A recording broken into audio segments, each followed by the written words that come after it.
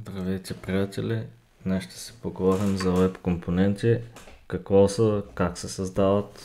Това е опростено представяне, от което след това ще може да надграждате, а може да доразвием темата в последствие, ще видим.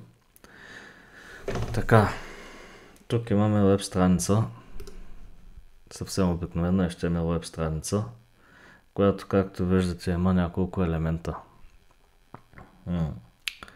Като header, main, h1, h2 и така нататък. Като всеки един елемент има своя собствена семантика зад него. Например, ако декларирам header, браузъра знае какво е header. Ако създам h1 tag, браузърът, ето тук съм заредил, чакайте тези, тук имах проблеми с нода. Така, браузъра знае какво е това h1 tag, и именно, че това е за таг за означаване на заглавие с ниво 1. Също важи за H2 ниво 2, H3 ниво 3. Така се задава автоматично стилизиране от браузъра за този елемент. Има елементи, знаете, като чекбоксове, радиобутони, други бутони, които освен стилизирането включват и определена функционалност вградена, която идва отново от браузъра. Веб компонентите са нещо подобно. Също като примерно бутона, който може да имате. Ето тук примерно. И... Така, трябваше да пуснем ето това. Така, ето това. Ето бутона. Така, какво казвах? Да. Самите веб компоненти представляват къстъм наши си тагове с име, което не задаваме, или елементи тагове, както искате го наречете. Това ще създадем и ние в видеото, което правим в момента. Като каква е целта за създаването на веб компонента, защо ни трябва? Например, ако имаме сайт, приложение, което искаме да е модулно издържано с съответни компоненти, може да си създадем такива чрез веб компонентите и по този начин в последствие е по-лесно да поддържаме части от нашето приложение. Също тези компоненти може да ги споделяме между различни наши приложения, които създаваме. Може да се ги използваме в популярни JavaScript фреймворкове като React, Angular, Vue и така нататък. Или в обикновен от нас написан вебсайт. Няма значение. Налични са навсякъде веднъж след като ги създадем. Така, какво имаме тук, освен тези тагове, за които говорихме? Имаме два скрипта, които са с type module. Ето го тук, зададен. Имаме един CSS файл, но както и да е. Какво се съдържа в тези файлове? За сега в main.js единствено съм задал да изкарва съобщение на екрана, когато страницата бъде заредена. Ето това е евента, събитието, за което слушаме, и командата със съобщението, които ги виждаме ето тук, като рефрешна и се показват. Така, втория скрипт, my component, който съм посочил, ето го. Това ще е нашият компонент, като няма нужда да го импортваме или експортваме. Това, което трябва да направим, е да свържем само скрипта с нашия документ. Както виждате, не го споменаваме никъде в main.js-а. Какво ще пишем тук? Общо взето един клас. И да започнем, знаете как се пише, предполагам. Ще го кръста за сега my component. Какво екстендваме? HTML елемент. Като вече имаме конструктор с супер. отдолу custom event, не елемент са глупости. Ето го ето тук. Да не сега да го пиша. Дефинираме го. Define.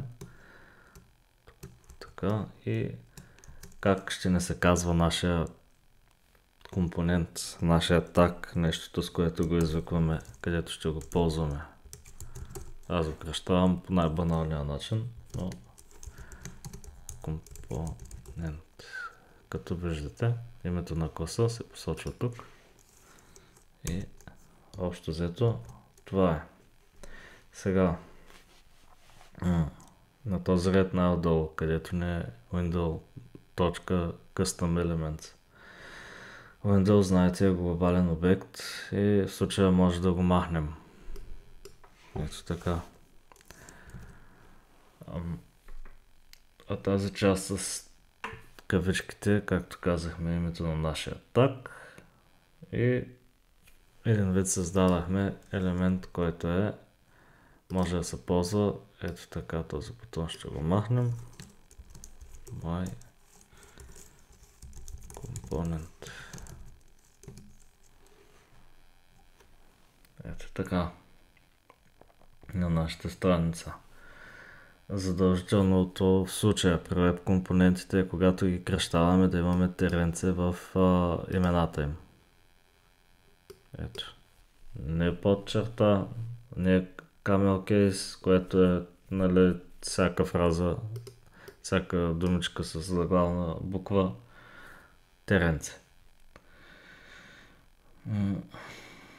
Класа съдържа логиката, която стои зад нашия компонент и тук го декларирахме.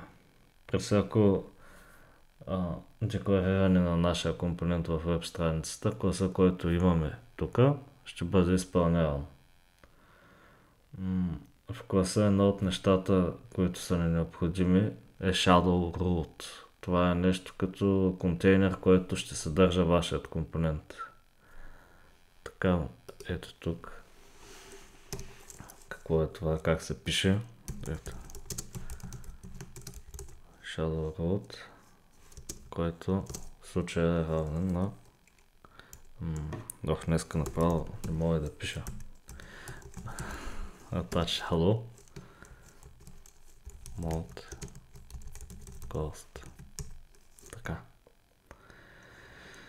Тъй като web компонентите съдържат стилизиране и логика, а не искаме тя да се отразява на поведението на други елементи, които имаме по страницата ни, Shadow Root помага да постигнем точно това. Той изолира нашия компонент, като стилизиране и логика, както казахме. И за да направим това, трябва да подадем режим mode да е closed. Ето, стойността му на режима да е closed. Може да е open, нали, ако искаме друго поведение. Open позволява на родителския скрипт, в случая на нашия main.js, примерно, да ползва query selector и да проверява какво точно имаме в нашия компонент. Така, както и да. Добавихме Shadow Root в нашия компонент, сега нека добавим малко HTML към него, за да заприлича на нещо. Нали, след като, чакайте тук да съхраня това, да рефрешна, ето тук няма никой и нищо не се случва, защото все още нищо не сме добавили. Горе-долу. Нека да направим един div с една фраза кратка в него и да видим оттам насетне какво още ще не хрумне. Ето създаваме елемент, който ще е div в тази променлива тук, която също сме кръстили div, особено оригинални сме днес. Div ще има text content, текстово съдържание, което ще е моят компонент. Така. Трябва да го добавим към shadow root, който създадахме малко по-горе. Той затова стои тук подчертан, защото не е ползван. Root, ето в момента, в който го извикахме, горе подчертаването се махна и посочваме променливата, която създадахме. Тази променлива, която всъщност е div елемент с текстово съдържание, моят компонент. Така, създадахме по този начин първият web компонент. Ето го, тук, както се вижда. Сме се го посочили тук с името, което имаме тук. И на браузъра виждаме съдържанието, което сме дали за създадения току-що div елемент с този текст. Да ви да добавя нещо между отворения и затворения так тук. Друго нещо, ако напиша, то ще бъде игнорирано. Ето, няма го. И от тук, може би някои от вас се питат как да добавим съдържание тогава, ако искаме в нашия веб компонент. Как се случва това? И за целта има начин. Начинът се нарича slots. Нека се върнем тук това ще го съхраним в my component файла, който имаме и ще закоментираме кое тази част, примерно. Тук къде я създавахме.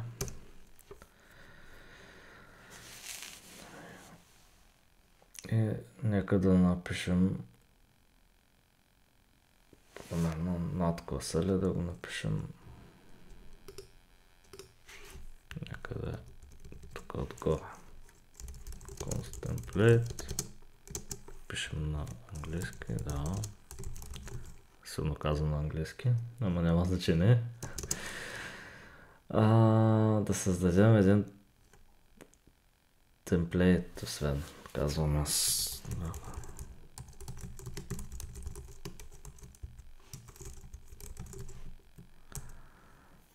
Така.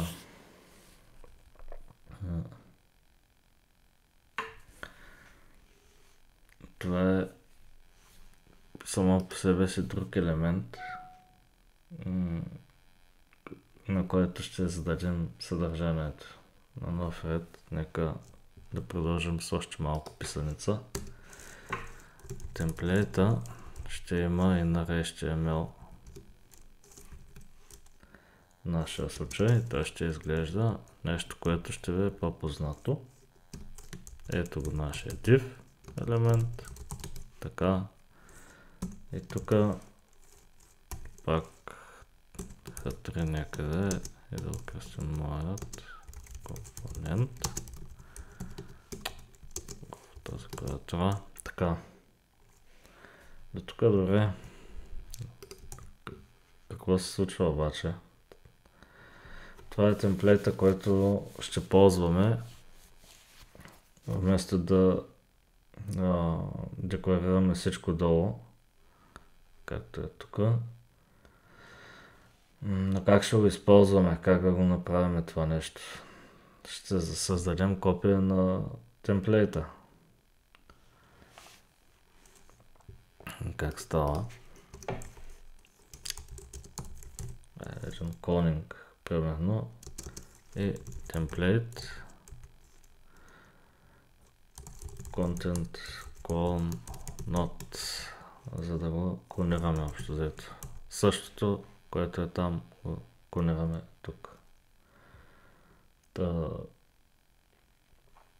True, тук тази стойност означава, че искаме да клонираме цялото съдържание на този елемент.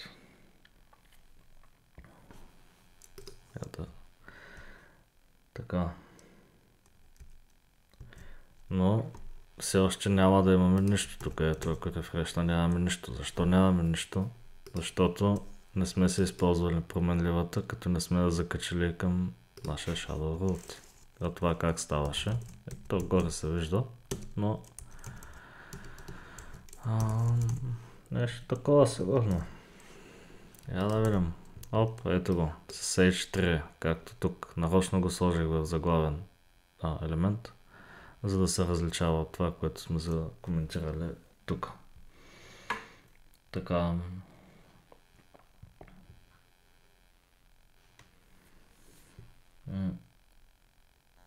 Тъй като...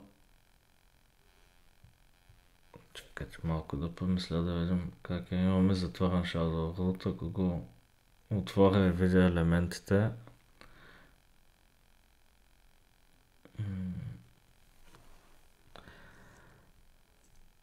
но както и да е. Така, нека да върнем тук някакво съдържание или примерно искаме да имаме някакъв списък, който да се листва от нашия компонент, примерно с заглавие или нещо такова, примерно ето така.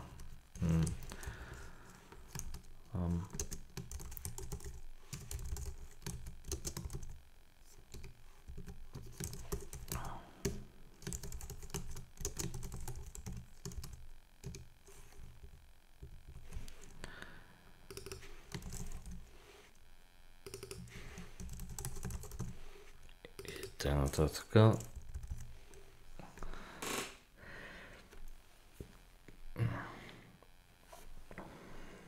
Ако искам да ползвам това съдържание като част от компонента, трябва да избера елемента, който искам да включа. Тоест да се добавя. Това става ето така. Slot. Пак не ми се сменя езика. Ще окръстим заглавие, примерно.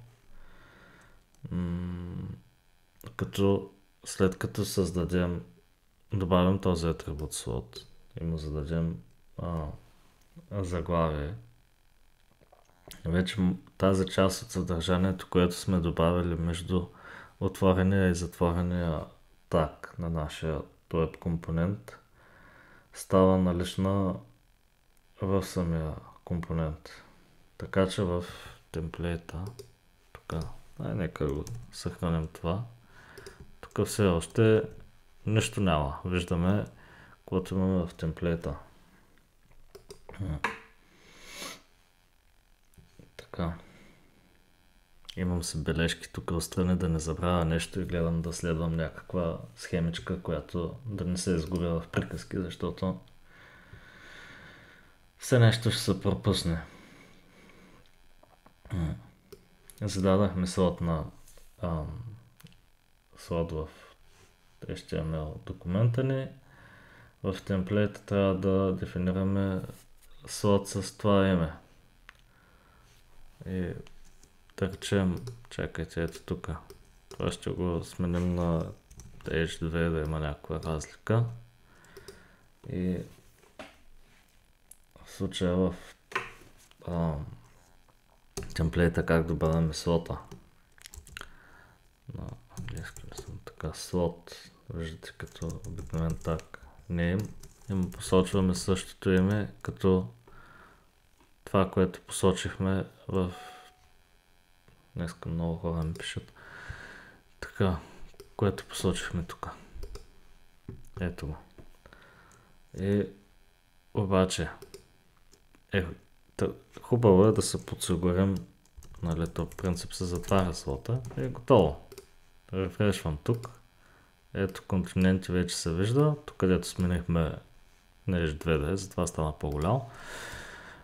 Но ако нямаме такъв слот тук посочен изобщо, нищо няма да се покаже. Пък не може да имаме съдържание, което ще постъпи малко по-късно или нещо друго.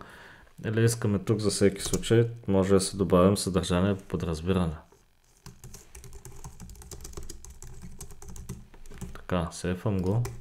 Тук тук континенти се стои, защото го върнахме това. Обаче ако го няма, като рефрешнем, виждаме съдържание по подразбиране.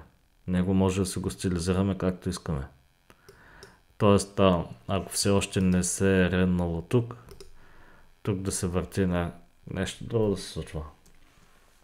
Така, чакайте да се го върнем сочето тук, както се беше.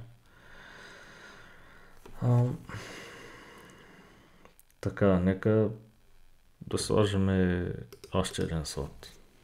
Все пак си поиграхме списък да пишем тук.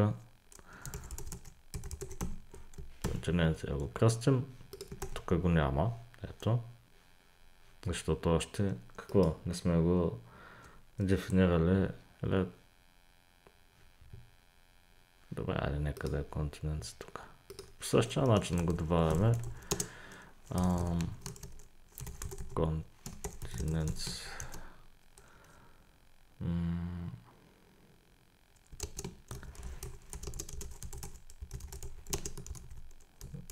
Няма сега да го пиша, ако знаеш какво. Ето го. Даже тук.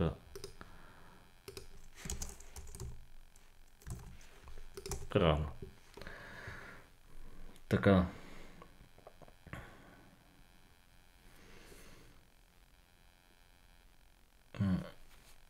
Вече имаме двете части налични в нашия компонент. Ето тук.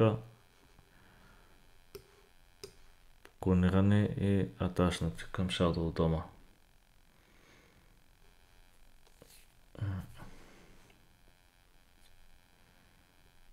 Общо взето, мисля да тук да спрем за сега.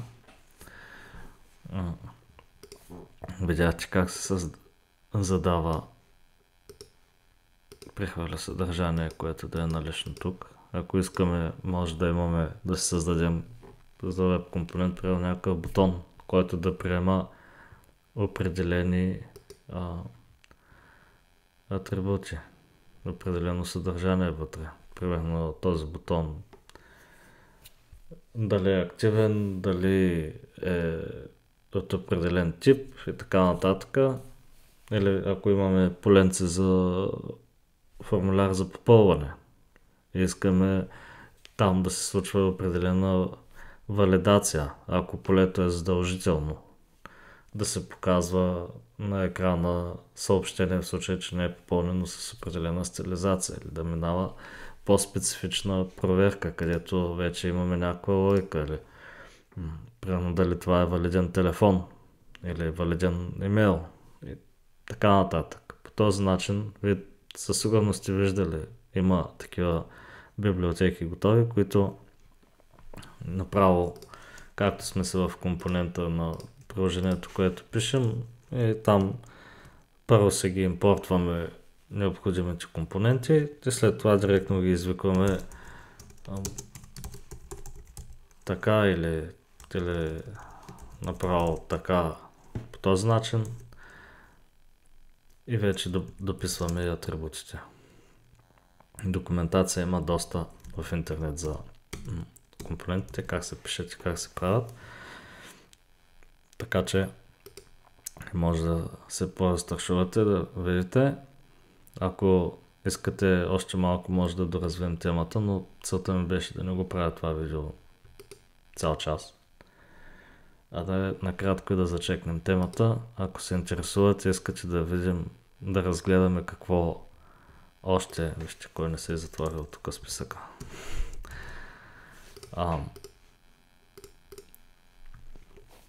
Още по темата и как да впрегнем web компонентите така, че да са малко по-използваеми, пишете ми в коментарите. Ще създам още едно такова кратичко видео, където да добавим отговорите на това, което съм пропуснал да представя тук, което ви интересува. До нови срещи. Това е от мен за сега. Чао!